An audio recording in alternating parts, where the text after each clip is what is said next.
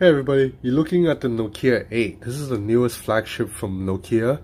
You know, a name that if you're older than 30, you are very familiar with because this was likely your first cell phone. So Nokia somehow fell behind Apple and disappeared from the smartphone game for a few years, but now they're back.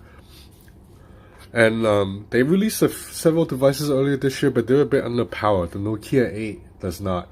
So this thing has a Snapdragon 835 chipset, a 5.3 inch Quad HD display, 4 gigs of RAM, 64 gigs of internal storage, and two 13 megapixel cameras on the back, and a 13 megapixel selfie camera that can record selfie videos in 4K resolution. That's pretty amazing. So other than the fact that this phone has really dated bezels, really large bezels by 2017 standards, it's a beautiful phone. Otherwise, metal back that's curvy, you know, fits very nicely in the hand. I like how the camera are placed. There's not much of a camera bump. There's a fingerprint reader here that's fast and accurate, and I like that it also doubles as a home button with capacitive buttons on the left and right. So at the bottom of the device is a single speaker grill and a USB-C charging port and a mic. On the right side, it's a power button and volume rocker. On the top is a headphone jack, and on the left is it's a SIM card slot. So in terms of software, the Nokia 8 runs Android 7.1.1, and it's basically stock.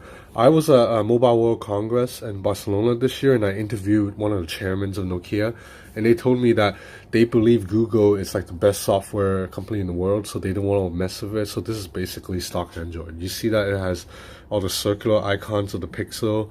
You swipe right on the home screen, you get this Google Now launcher page, and everything else, like all the apps are Google apps. So there is no gallery app, instead there's just Google Photos. So there is no redundancy with duplicate apps. So as mentioned earlier, the Nokia 8 has a front-firing camera that can record selfie videos in 4K resolution. And in general, the cameras of this phone are really good.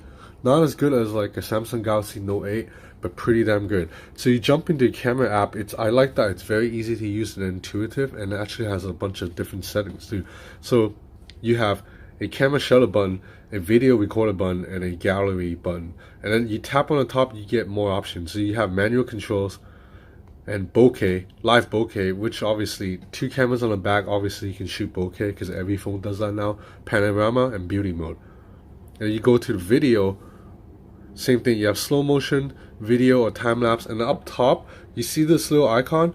You can tap it to switch between the main camera, selfie camera, and also duo. Duo is you can record videos or take photos of using both cameras at the same time. It's a little bit gimmicky, but it might be useful if you need. Also, you see this little mic icon up top. Tap into that, you'll see that you get to switch between using the front mic or the back mic. So that's pretty cool. The only other phone I know that lets you adjust the mic direction while recording video is the LG V series. And also there's a live icon here. You tap that, you see the shortcuts to Facebook and YouTube. So for streaming videos straight to Facebook and YouTube. So that's pretty cool that it's kind of, the camera app, it caters to content creators. So as mentioned earlier, you can take bokeh effects. So let's take a sample shot right here. I do think the bokeh effect comes out quite good. You are able to adjust the level of bokeh with a slider. So you see that the camera shutter is actually a bit slow. So that's one of the problems I have with the phone. But otherwise, this bokeh image turned out very well. In general, the photos taken by the Nokia 8 are good. So this pictures of the flowers here, macro shot. Really great detail and color accuracy. This photo of the street is very vibrant. Again, great colors. So now when you move to low light videos, that's where it suffers a little bit. So this is a picture taken in my dark living room. It's not a bad shot considering how dark my living room was at the time, but now take a look at this exact same shot taken by the Samsung Galaxy Note 8. So it's a lot better on the Samsung phones, right? So the Nokia 8 camera is not as good as a Samsung camera, but still very good. Videos you can record in up to 4K resolution. So let's check out some samples. 4K resolution recording of the Nokia 8.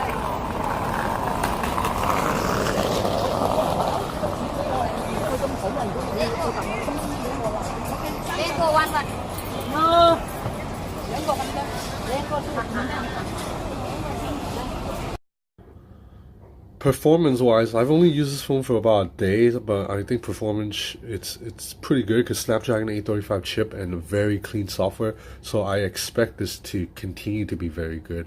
I ran a test on Geekbench. The score is 1920 single core, 6132 multi-core, so that's very good. Everything zips around really fast on this phone.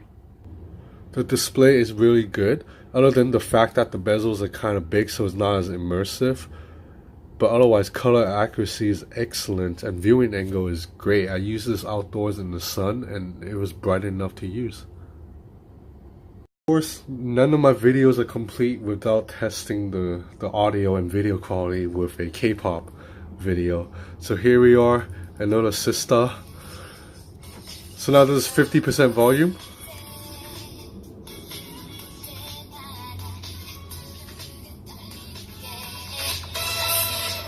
Max volume.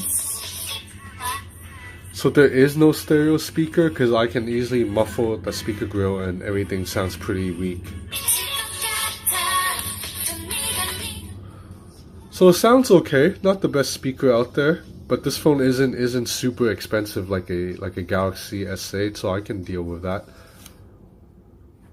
So overall, I don't even know what else is there to cover because this phone is quite basic. It ticks every box and it's a pretty good performer in every way, but you know, we have so many phones out and this phone doesn't really stand out. Like there is no bezel-less display. The bezels actually look quite dated and it's comfortable to hold, but there is no wireless charging. This phone is not IP68, so it's not waterproof, although I believe it is IP54, is splash proof, and I've only used it for like a day so far, so I can't quite tell battery life yet, but I'm assuming battery life should be pretty good because the battery size here is 3090 milliamp, which is good enough. So yeah, apologies if I'm not spending too much time on this phone. It's because there's just more exciting devices I'll have to test for now. I am actually currently testing the Huawei Mate 10. I will have the video up shortly after the launch event on October 16th. You know, Huawei Mate 10 is doing some exciting things, and then obviously ZTE has a new phone out that's doing some exciting things, and then there's the iPhone X and all that. So the Nokia 8, it's a very, very good phone. I mean, if this was like 2016, I would be in love with this phone. But in 2017, I have to be honest, I'm a little bored with the device. You know, if you have bezels like this in 2017, it's already like makes me think like, dude, what the heck, you know? And no stereo speakers, no waterproofing, but otherwise the camera's really good, although not as good as a Samsung or LG V30. So, but the price of this phone is not that high. I guess you can get this starting at $500, so it's cheaper than a Samsung or LG or Apple phone. But at the same time, you can get a OnePlus 5 or a Xiaomi Mi Mix 2 for around the same price too. So I might do a review of this later, or I might not, because like I said, I just have like too many things to test. But this is it, the hands-on of the Nokia 8. Thanks for watching.